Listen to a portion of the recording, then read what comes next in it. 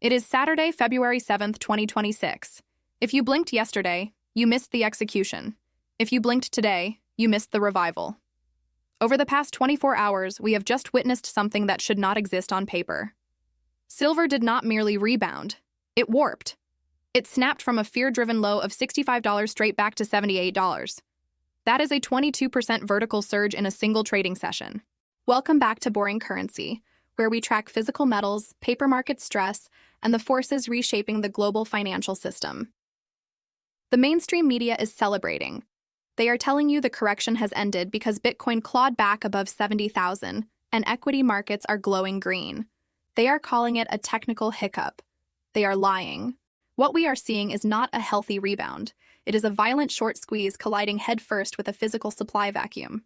I have the forensic data that explains exactly why this happened, and why it has the bullion banks terrified.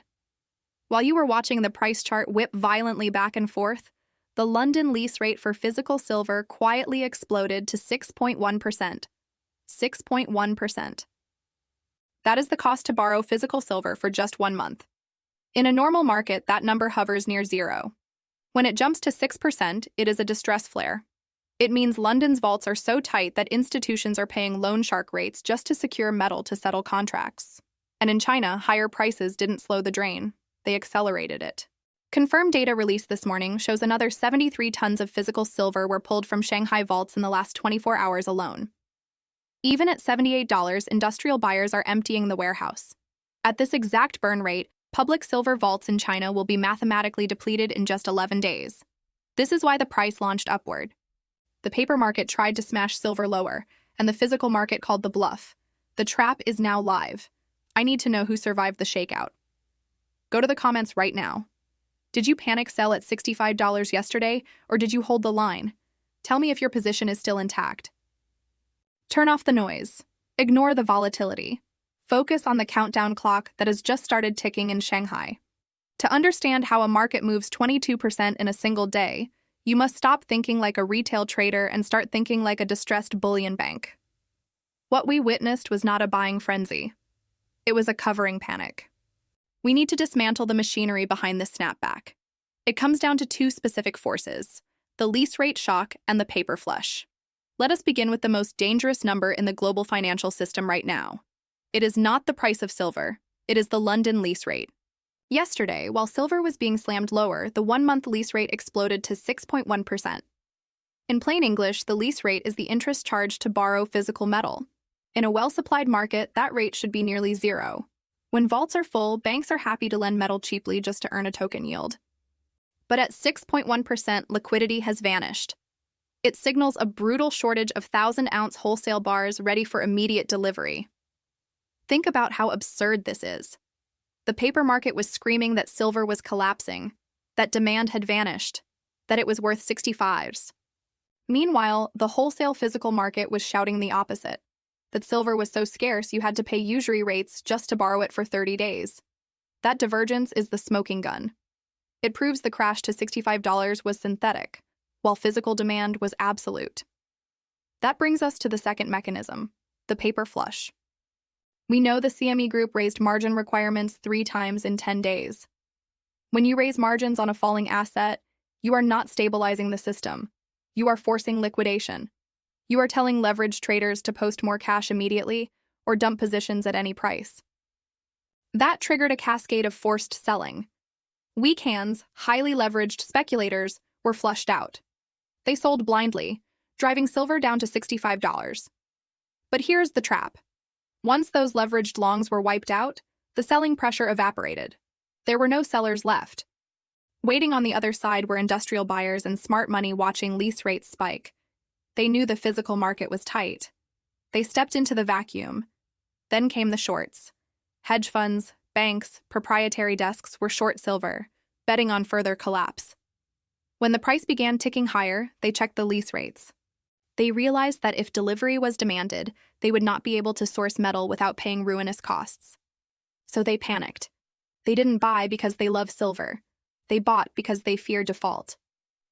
This is a short squeeze, a feedback loop where rising prices force shorts to cover, which drives prices higher, triggering more panic buying.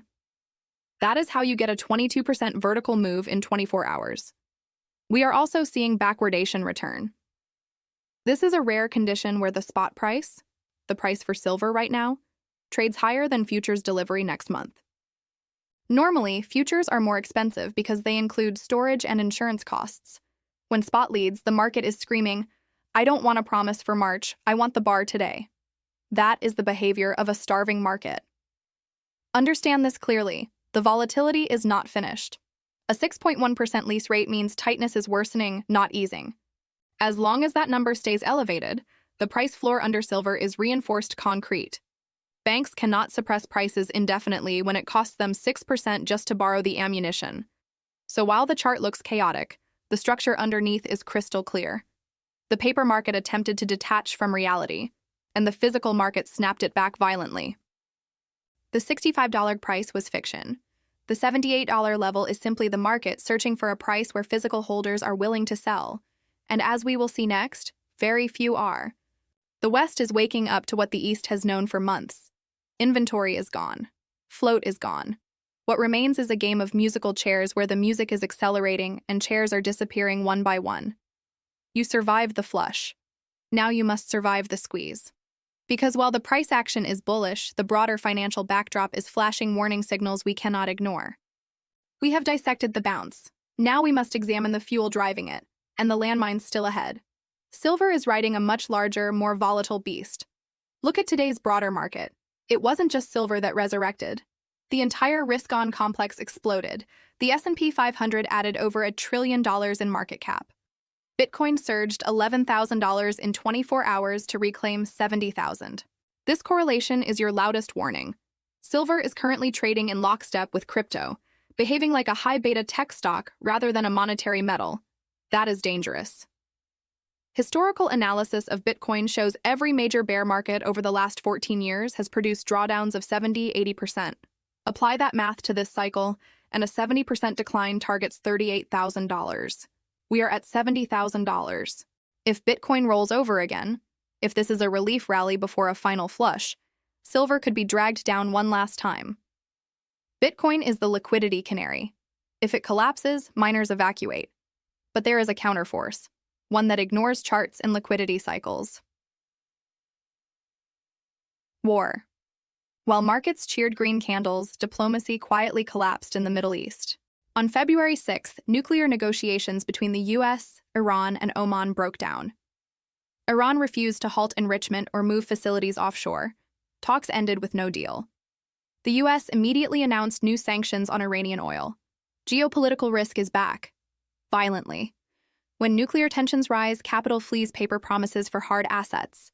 This is the ultimate floor beneath precious metals. If equities crash on war fears, silver does not fall, it decouples. Now we have a tug of war. Liquidity risk pulls paper silver down. Physical scarcity and war push it up. And sitting in the center is the most mispriced asset class on Earth, silver miners. History shows why this matters. From 2002 to 2011, silver rose roughly 300%. Pan-American silver surged over 1,500%. Today, silver just jumped 22%, yet miner ETFs barely moved. Analysts are still pricing these companies for $60 silver, not $78. They are ignoring the cash flow explosion about to hit earnings. A miner producing at $20 per ounce and selling at $78 doesn't see profits rise slightly. They multiply. This is a historic dislocation. Banks know suppression is failing. Bloomberg reports banks are hitting risk limits. Capital requirements prevent infinite paper flooding, physical shortages, lease spikes, war risk, depressed mining equities. The stars are aligning for a move that makes yesterday's 22% jump look trivial. But one date decides everything. Friday, February 27, 2026. First notice day for the March COMEX silver contract. 21 days away. Open interest sits near 429 million ounces. Registered inventory stands at just 103 million. That is a 4.1 leverage ratio. Historically, only 1–3% of contracts demanded delivery, but this is no longer a casino. It is a grocery store. January deliveries exploded to 49.4 million ounces. February saw 98% standing for delivery. Apply even 25% delivery demand in March, and the system breaks. Shanghai inventories have collapsed 90% since 2020. At current drain rates, they hit zero in 11 days, 9 days before COMEX crisis hits. No relief valve, no bailout. 3 scenarios remain: hidden stockpiles, price suppression, or force majeure. If COMEX cash settles, paper silver becomes meaningless. Physical prices go vertical. Vaults are draining. Eligible silver isn't moving. Miners are withholding supply. This is not a trade. It is a structural rupture. The 22% move was the tremor. March is the earthquake. Your strategy is simple: kill leverage, secure possession, watch miners. If you can't touch it, you don't own it. The countdown has begun. 11 days for China, 21 days for COMEX. Trust the data, stay safe.